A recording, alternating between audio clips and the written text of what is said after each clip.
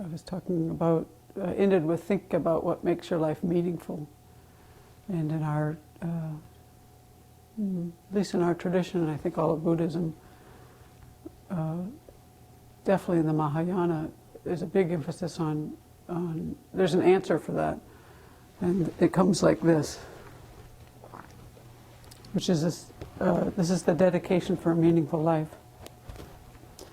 Whatever actions I do, eating, walking, sitting, sleeping, working, and so forth, and whatever I experience in life, up or down, happy or unhappy, healthy or sick, whether I have a terminal disease or don't, whether my life is peaceful and harmonious or with discord and difficulties, whether I am successful or fail, rich or poor, praised or criticized, whether I am living or dying, or even born in a horrible rebirth, whether I live long or not. May my life be beneficial for all beings. The main purpose of my life is not simply to be rich, respected, famous, healthy, and peaceful. The meaning of my life is to benefit all sentient beings. Therefore, from now on, may whatever actions I do be beneficial for all sentient beings.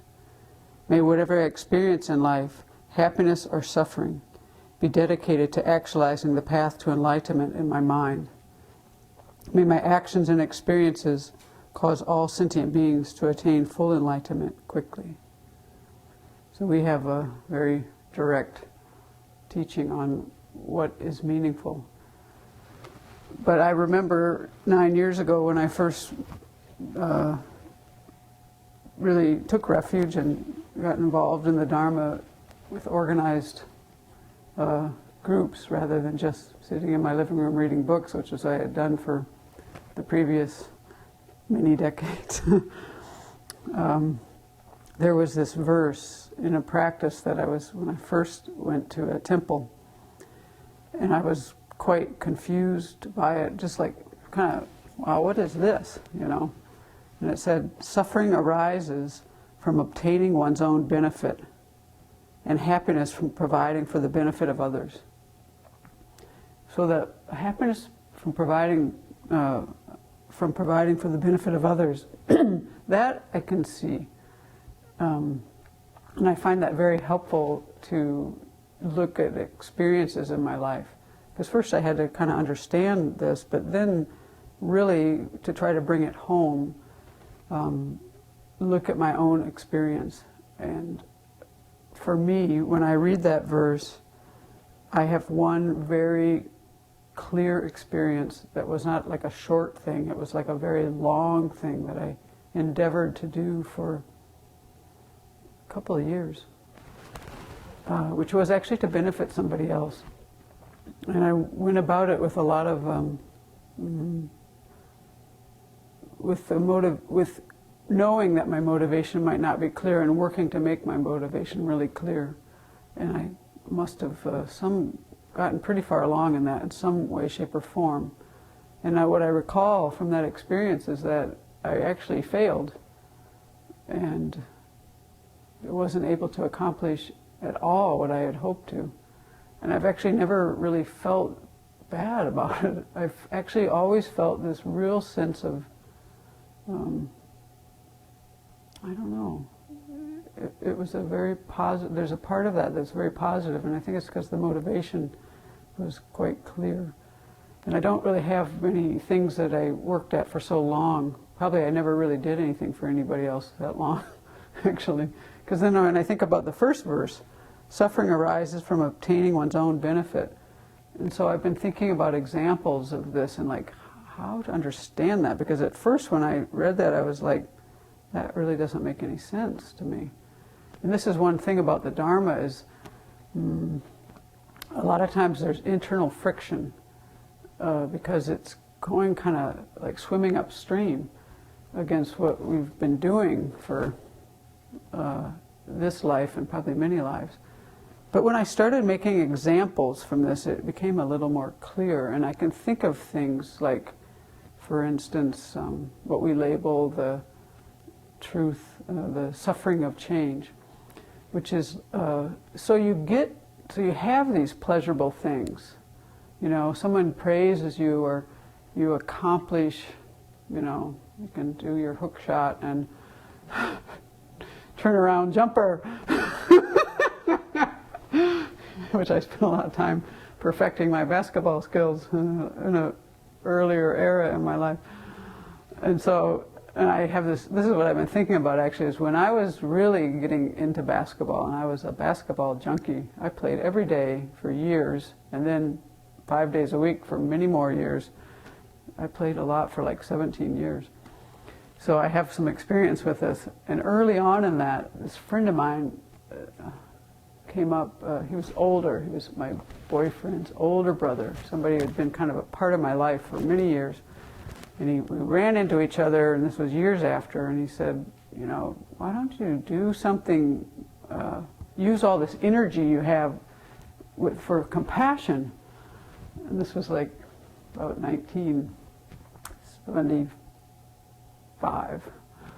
No, 73 maybe, or 4. And I'm like, sounds good, but I'm going to keep playing basketball. I'm playing lacrosse, I'm doing this, I'm doing that. I was having a good old time doing what I was doing, even though I was kind of miserable sometimes, but sports was fun. And then there, you know, but the thing is like there was this happiness that came with that.